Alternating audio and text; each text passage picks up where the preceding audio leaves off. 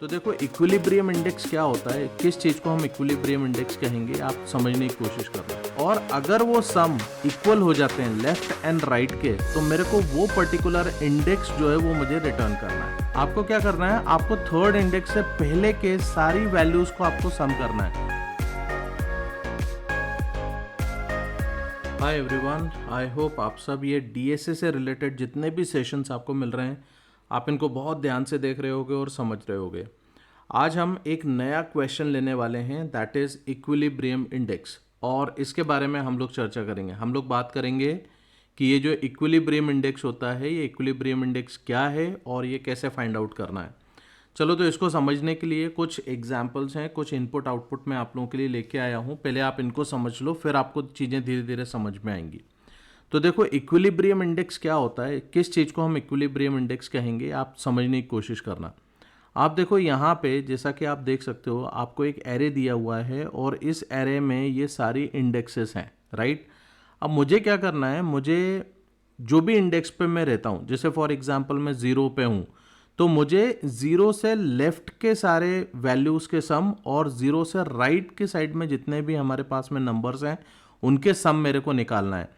और अगर वो सम इक्वल हो जाते हैं लेफ्ट एंड राइट के, तो मेरे को वो पर्टिकुलर इंडेक्स जो है वो मुझे रिटर्न करना है, ठीक है।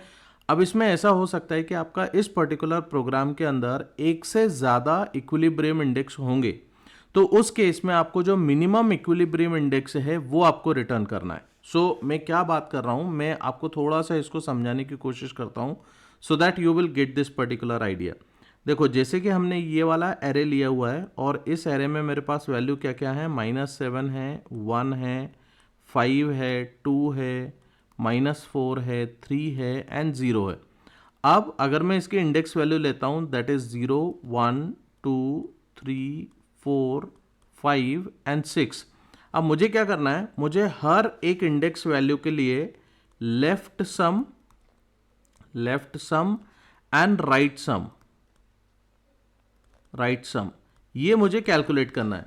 अब ये कैसे कैलकुलेट होगा, इसको समझने की कोशिश करो। देखो, अगर मैं 0th इंडेक्स को सबसे पहले पिक करता हूं, तो मैंने 0th इंडेक्स उठाया। अब इसमें एक एज केस है गाइस, जो आपको समझना पड़ेगा। अगर मेरे पास में इंडेक्स 0th इंडेक्स है, उस केस में लेफ्ट सम जो होगा वो बाय डिफॉल्ट 0 होने वाला है।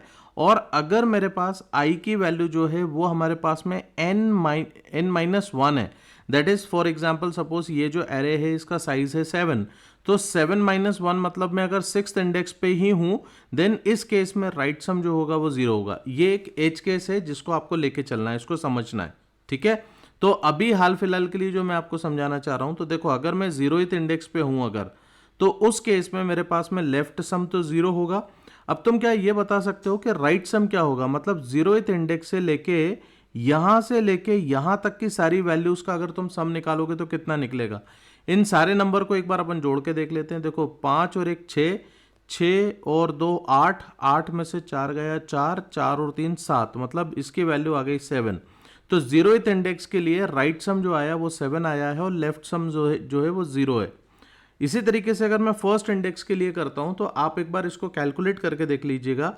फर्स्ट इंडेक्स के लिए ये आ जाएगा आपके पास में -7, ठीक है।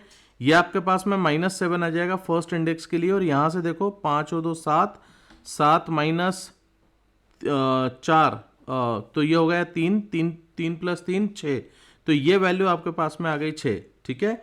इसी तरीके से आप सेकंड इंडेक्स के लिए देखेंगे, तो देखिए यहाँ पे ये सेकंड इंडेक्स के लिए ये वैल्यू हो जाएगी हमारे पास में -6, और यहाँ पे आपके पास में मिलेगा 1। इसको आप कैलकुलेट करके देख लीजिएगा, इस this is what you will be getting. अब देखो थर्ड इंडेक्स के लिए देखो, यहाँ से तुम्हें चीज समझ में आएगी। सो -7 + 1 that is -6, right. -6 + 5 that is -1, तो ये वैल्यू तुम्हारी 3 के लिए आ गई -1। और यहीं से तुम देखोगे -4 + 3 दैट इज -1, तो ये एक वैल्यू है जहां पे मेरे पास में लेफ्ट एंड राइट का सम जो है वो बराबर आ रहा है, राइट। ये वैल्यू है जहां पे मेरे को लेफ्ट एंड राइट की वैल्यू बराबर मिल रही है।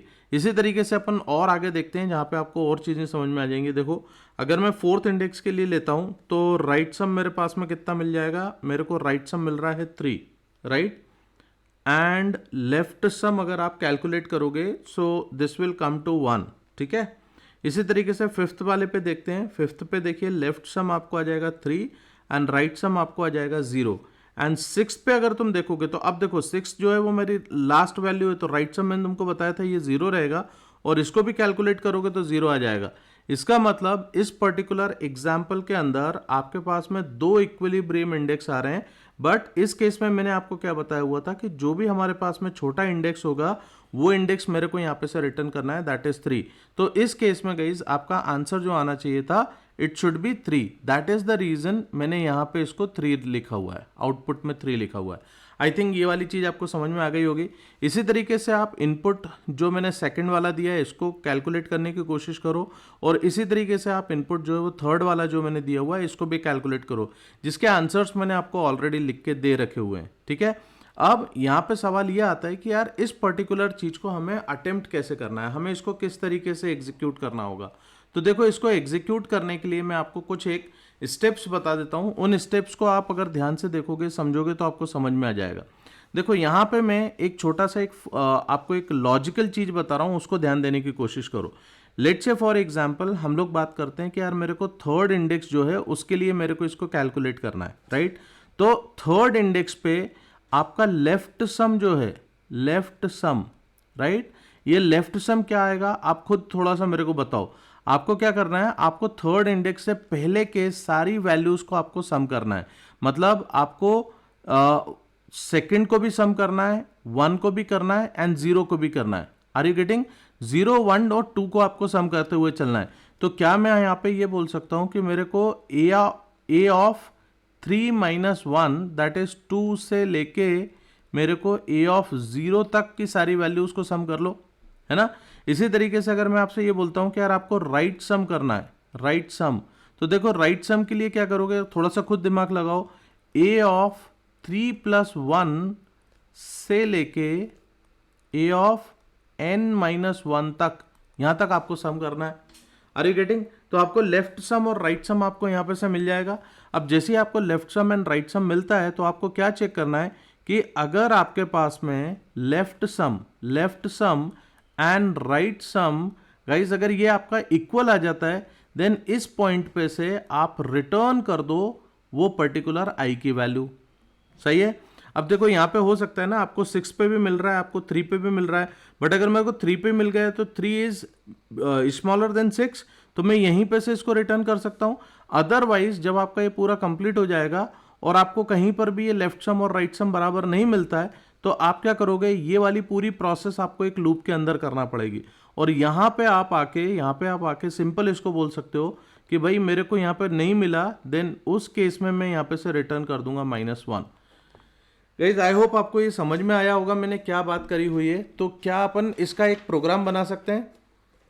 एक काम करो, तुम इसका प्रोग्राम बनाओ मुझे यहीं पे स्टॉप करके, एंड अगर तुमसे बन जाता है तो बहुत अच्छी बात है, मेरे को इसका सॉल्यूशन तुम बताओ, ठीक है। और नहीं बनता है तो don't worry, I will tell you what to do in this particular case. चलो आई एम एज्यूमिंग कि यार तुम लोगों ने इसको ट्राई किया होगा। अपन इसका प्रोग्राम बनाते हैं एंड समझने की कोशिश करते हैं इसको किस तरीके से करना है। तो देखो अपन ऐसा कुछ ले लेते हैं कि यार मैं एक सॉल्व नाम से एक फंक्शन बना लूँगा, ठीक है। और इस फंक्शन के अंदर मेरे को जो इनपुट आएगा वो एरे आएगा, सही है। अब देखो यहाँ पे तुम्हें क्या करना है, तुम्हें यहाँ पे एक चीज़ समझने की कोशिश करना। मैं एरे डॉट लेंथ का भी यूज़ करके काम कर सकता हूँ, बट मैं यहाँ पे से क्या करूँगा, मैं सिंपल एक लेंथ वेरिएबल बाहर निकाल के मैं जो ए डॉट लेंथ है इसके थ्रू मैंने लेंथ यहाँ पे निकाल ली n में। अब जहाँ कहीं पर भी मेरे को इसकी ज़रूरत पड़ेगी मैं इस पर काम कर लूँगा, ठीक है ना। अब देखो यहाँ पे से आपको क्या करना है, हमारे को एज केस का भी ध्यान रखते हुए चलना पड़ेगा यार, उसको थोड़ा समझना। देखो मैंने क्या करा, फॉर इंटीजर i = 0 से लेके i n तक अपन जाएंगे और i++ करेंगे।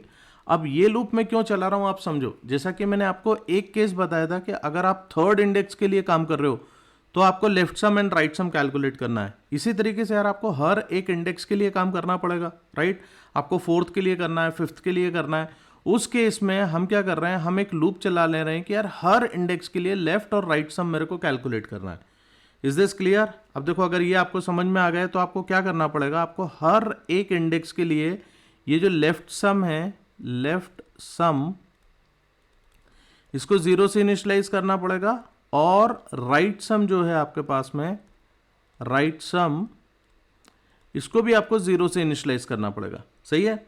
अब देखो यहां पे आप चेक कर सकते हो एज केस आप कैसे पता करेंगे। देखो अगर मेरे पास में i इक्वल टू 0 आ रहा है, इसका मतलब ये मेरे पास में फर्स्ट वाली कंडीशन बन रही है, जिस केस में मेरे को ये जो लेफ्ट सम है गाइस, ये जो लेफ्ट सम है ये 0 ही होना चाहिए, है ना।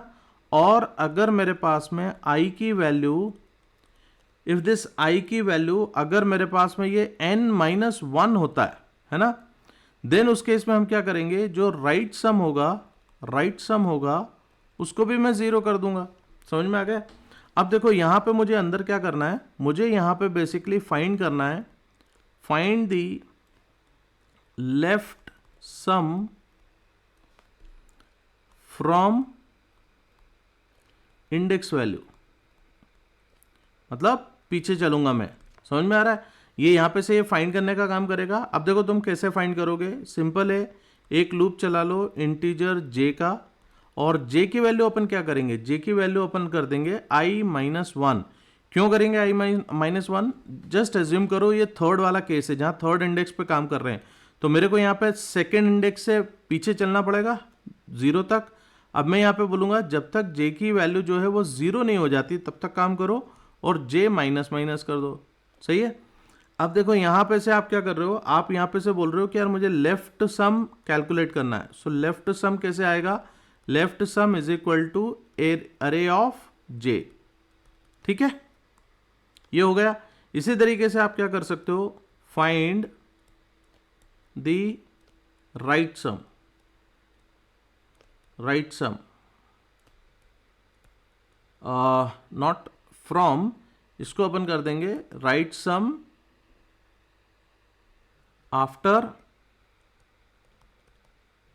After index value. ठीक है?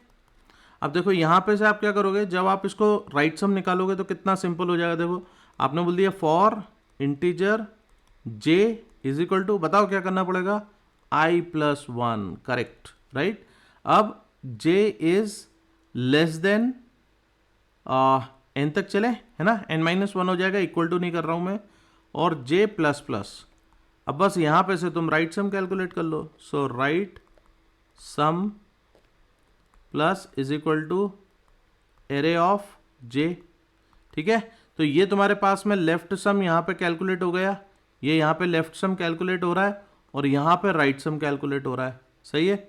आई होप ये चीज समझ में आ गई होगी गाइस। अब देखो यहां पे आके आपको क्या करना है, आपको सिंपल चेक करना है कि अगर मेरे पास में लेफ्ट सम और राइट सम अगर ये आपके पास में बराबर आ रहे हैं, ठीक है ना, तो इस केस में मुझे क्या करना है, वो इंडेक्स वैल्यू को रिटर्न करना है। सो